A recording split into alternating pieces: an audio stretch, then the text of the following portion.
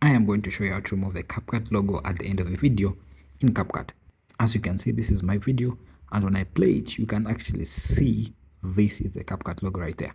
So to remove it, this is what you're going to do.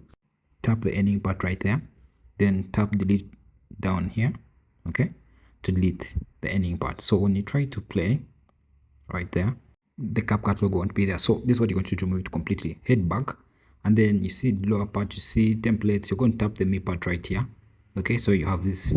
Then tap the settings icon right there, then you see add default ending, okay, tap right there, and then make sure you tap the discard option. Once you do that, even in the subsequent videos you're going to be editing, the CapCut logo won't be there in the video, okay. So if I go back to the video, okay, and try to play it, okay, when I play it, the CapCut logo is not available at the end, okay, as you can see.